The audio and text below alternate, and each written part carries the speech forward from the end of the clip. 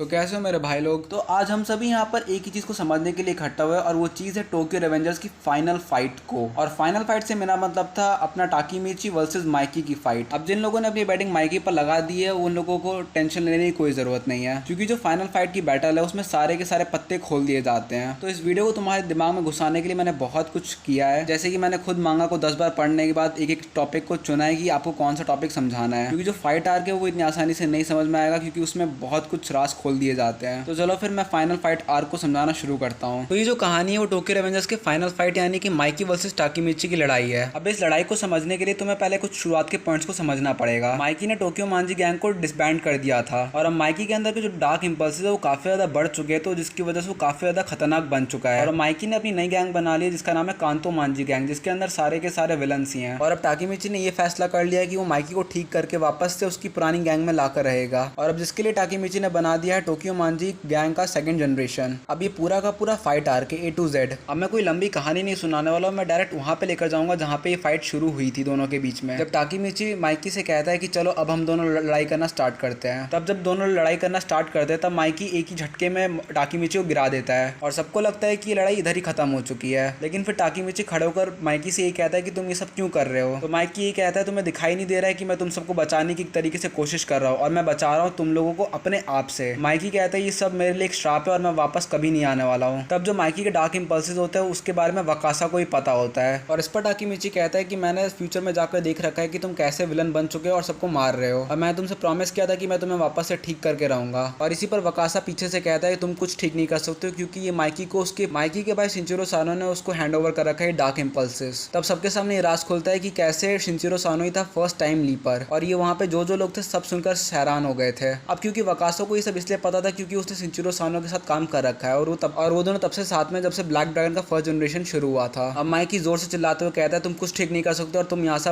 निकल जाओ। तब माइकी टाकीमिची को एक ही किक में गिरा देता है और अब माइकी के डार्क इंपल्स इतने ज्यादा बढ़ चुके थे कि उसे सामने कुछ नहीं दिख रहा था। अब उसके सामने चाहे उसका दोस्त है चाहे दुश्मन, सबको एक ही किक में उड़ा दे रहा था। माइकी के सामने हानमा आकर बोलता है कि हम तुम्हारी टीम के मेंबर्स है, लेकिन वो उसकी भी नहीं सुनता और उसको भी एक ही किक में गिरा देता है। टाकीमिची वापस किसी भी तरह से खड़े होकर बोलता है देखो मैं वापस खड़ा हो गया और अब तुम मुझसे लड़ने के लिए तैयार हो जाओ। अब माइकी बोलता है अब तुम्हें मरने से कोई भी नहीं बचा सकता है। तब माइकी बोलता है तुम कुछ भी ठीक नहीं कर सकते, मेरे भाई ने एक बार ठीक करने की कोशिश की थी और उसका परिणाम ये डार्क इंपल्सेस है। अब वकासा ने माइकी को बताया था कि कैसे शिनचिरो सानो ने सब कुछ ठीक किया था। अब माइकी टाकीमिची को बताता है अगर तुम कुछ ठीक नहीं करते तो हम पहले ही टाइमलाइन में जी रहे होते और मेरे भाई ने भी यही गलती की थी पहला टाइमलाइन को बदलने की। और माइकी कहता है जब शिनचिरो सानो ने जब पहला टाइमलाइन को बदला तभी मेरे अंदर डार्क इंपल्सेस आ गए थे। अब पहला टाइमलाइन क्या था वो चलो मैं आपको बता ही देता हूँ। अब माइकी के पहला टाइमलाइन का कहने का मतलब था जब शिनचिरो सानो ने पहला टाइमलाइन को ठीक किया था टाइम में पीछे जाकर। अब ओरिजिनली पहला टाइमलाइन की ये कहानी थी कि जिसमें माइकी अपाहिज होता है, मतलब कि वो चल नहीं सकता था। शिनचिरो सानो ने जब उसे एक प्लेन गिफ्ट दिया था उड़ाने के लिए तो उसे उड़ाते उड़ाते माइकी गिर गया था और उसका बहुत बुरा एक्सीडेंट हो गया था। डॉक्टर्स ने जवाब दे दिया था, बोल दिया था कि अब कभी भी नहीं चल पाएगा अपने दोनों पैरों पर। अब शिनचिरो सानो उसी गिल्ट और उसी दुख में जिंदगी भर जी रहा था। लेकिन फिर एक दिन उसको एक सड़क पे इंसान मिला जो काफी ज्यादा बुरी हालत में था। वो बोल रहा था कि तुम चाहो तो टाइम में आगे जाकर सब कुछ ठीक कर सकते हो, पर इसके लिए भी तुम्हें एक कीमत चुकानी पड़ेगी। शिनचिरो सानो बोलता है मैं कोई भी कीमत चुकाने को तैयार हूँ, पर बताओ पावर्स मुझे कैसे मिल सकती है। और जैसी ही बात शिनचिरो सानो सुनता है वैसे ही वहाँ पर एक बड़ी रॉड उठाता है और उस आदमी को मार देता है। पर कुछ देर बीत जाता है और शिनचिरो सानो कुछ भी महसूस नहीं हो रहा होता है और वो गुस्से में जाकर पानी में कूद जाता है। लेकिन जैसे वो पानी के अंदर कूदता है वो टाइम के पीछे चले जाता है। अब जब शिनचिरो सानो टाइम के पीछे पहुंच चुका होता है तब वो देख रहा होता है कैसे माइकी अपने दोनों पैर पे खड़ा होता है और वो उसी प्लेन से खेल रहा होता है जो प्लेन शिनचिरो ने गिफ्ट दिया होता है। अब शिनचिरो बहुत तेज भागता है और माइकी के हाथ से प्लेन छीनकर उसको गले लगा लेता है जोर से। और शिनचिरो सानो उस मूवमेंट को देखकर खूब रो रहा होता है। किसी को भी कुछ समझ में नहीं आ रहा होता यहाँ पर क्या चल रहा है। अब जब पहला टाइमलाइन बदल चुका है तो अब शिनचिरो सानो उसी टाइमलाइन में वापस पहुंच जाता है और शिनचिरो सानो उसी आदमी को ढूंढने की कोशिश करता है, बट वो आदमी कहीं नहीं मिलता है। और यही सारी की सारी बातें शिनचिरो सानो वकासा से शेयर करता है। इसीलिए वकासा को शुरू से ही पता था कि टाइमलाइन और टाइम लीपर जैसी चीजें एग्जिस्ट करती हैं। लेकिन टाइम ट्रैवल के लिए जिस आदमी को शिनचिरो सानो ने मारा था उस आदमी ने पहले ही बोल दिया था कि अगर तुम मुझसे पावर्स लोगे तो इसके साइड इफेक्ट भी जरूर आएंगे। और वही साइड इफेक्ट थे डार्क इंपल्सेस के रूप में माइकी के हाथों में वापस आ गए। अब शिनचिरो सानो को भी काजुटोरा ने पीछे से रॉड से मारा था और यही सेम इंसिडेंट शिनचिरो सानो ने भी उस आदमी को भी रॉड से ही मारा था। मतलब कि वही इंसिडेंट को वापस से रिपीट कर रहे थे जैसे कि पहला टाइमलाइन में हुआ था। मतलब उस आदमी ने जो बोला था वैसे ही सच हो रहा था। अब सीन शिफ्ट होकर दिखाया जाता है माइकी वर्सेस टाकीमिची की वापस से लड़ाई को। अब माइकी कहता है कि अब मुझे कोई नहीं बचा सकता और अब मैं डार्क इंपल्सेस में पूरा खोते जा रहा हूँ। अब तुम मरने के लिए तैयार हो जाओ। टाकीमिची कहता है कि तुम ही मेरे इकलौते दोस्त हो और मैं तुमको बचा कर ही रहूंगा।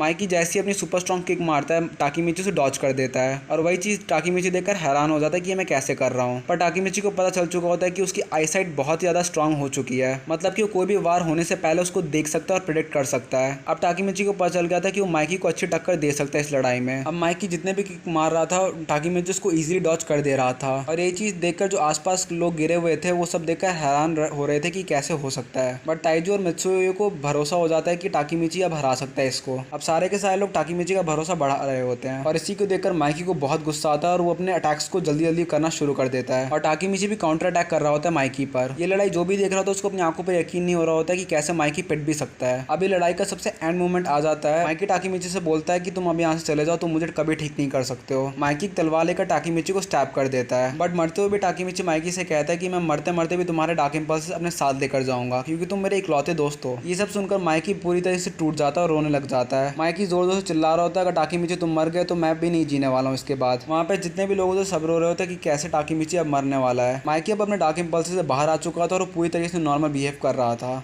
लेकिन उसने अपना दोस्त खो दिया था। अब जो मान रहे कि माइकी जीत चुका है वो बिल्कुल सही सोच रहे हैं, बट टाकीमिची मरा नहीं, उनको मैं पहले ही बता देता हूँ। इसके आगे ही बहुत बड़ी कहानी है बट आज के लिए इतना ही काफी है। अगर इस वीडियो पे 200 लाइक्स आ गए, जो कि अगर आप लोग करवा सकते हो, तो इस कहानी के बाद क्या होने वाला है उसका एक और वीडियो मैं फटाफट डाल दूंगा। अगर आपको जानना है कि कहानी में इसके बाद क्या हुआ तो फिर फटाफट 200 लाइक्स करवा दो। आई होप सो आपको मेरा एक्सप्लेनेशन अच्छा लगा हो। अगर अच्छा लगा हो तो चैनल को सब्सक्राइब भी कर लो। तो फिर मिलते हैं बहुत ही जल्द। Take care and good bye.